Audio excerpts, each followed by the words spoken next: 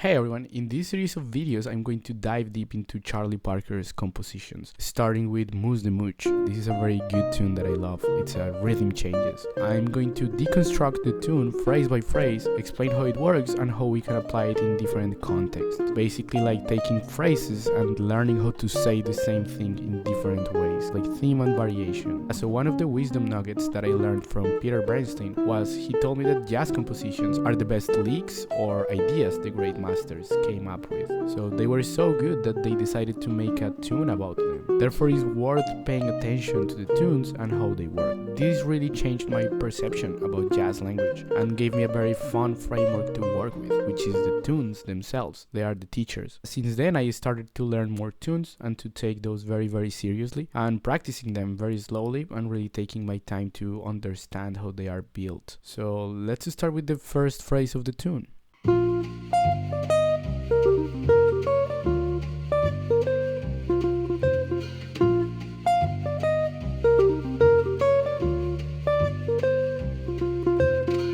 The first thing I like to do is to understand what are the important notes of this phrase. This will help me to understand what this melody is all about. These notes are going to be rhythmically accentuated and they are going to be also our target notes that we're going to use to create variations upon these. So in this example, I'm going to play the melody first and then the target notes so you can hear how they relate.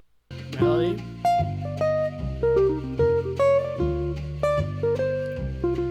Target notes.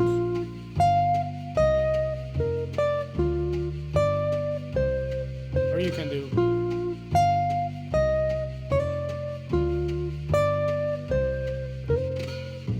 It is very important to learn these target notes by heart because this is the foundation upon which we will build up more interesting ideas. So learn this very well and learn them in at least 2 octaves on the instrument and multiple positions. The more you can learn these, the best. So once we have these, we can see how they relate to the harmony. I'm going to play the chords using very simple voicings, the shell voicings, and on top of each, I'm going to play the important notes of the melody.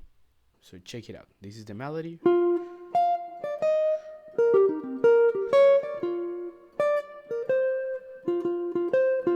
The important notes would be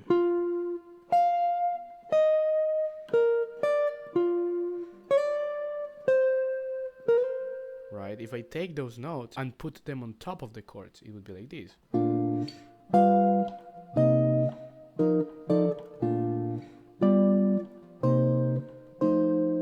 Right, so I'm basically taking the shell voicings, root, 7 and 3rd. Top of those, I'm playing the important melody notes, right? So if I have this chord, I play the melody note on top. If I have this chord, I can make it open, right?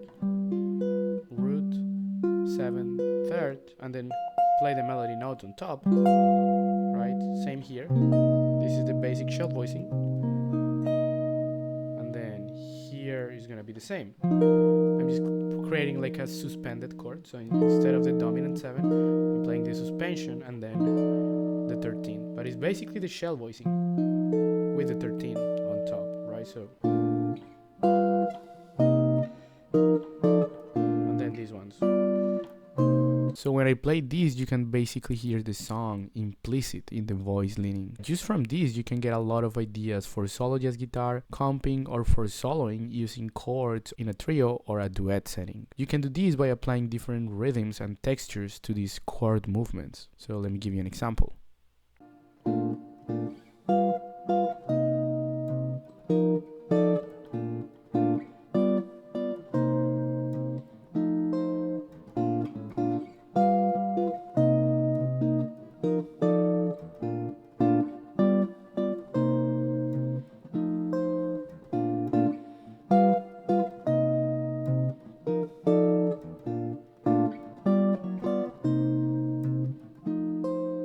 Here are some practice tips to learn these better and to interiorize these in a deeper way.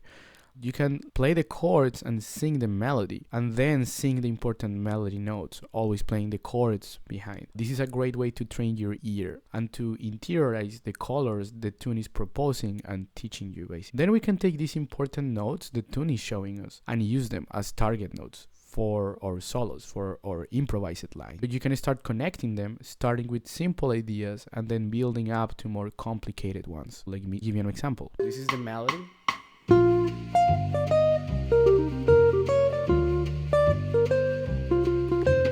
Important notes. You can simplify it.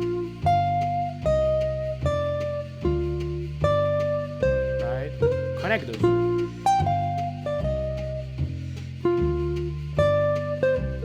Right?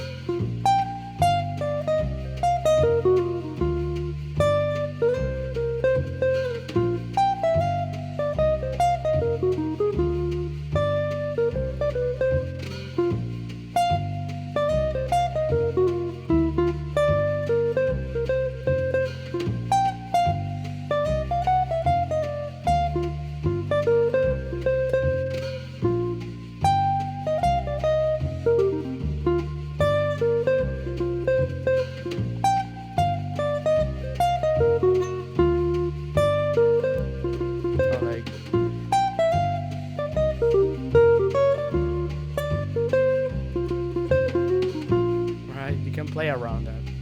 You can also do this in a solo setting. This is very fun.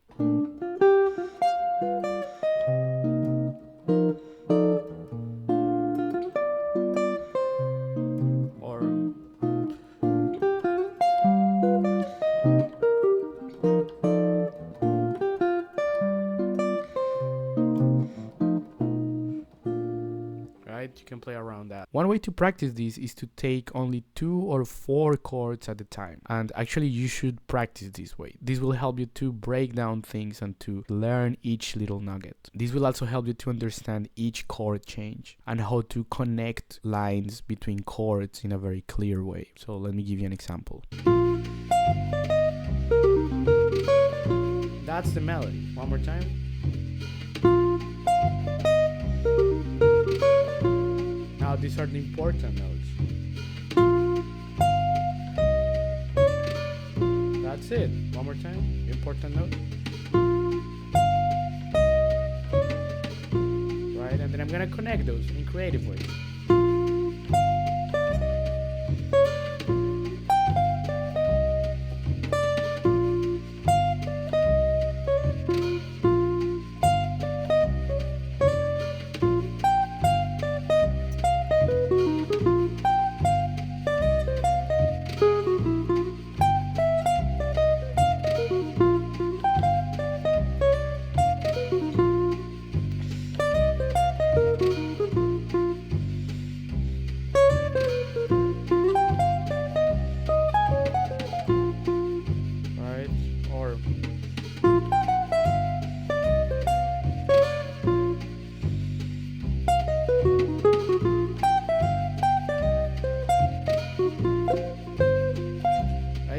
Space. You can take notes out or you can add more things in between.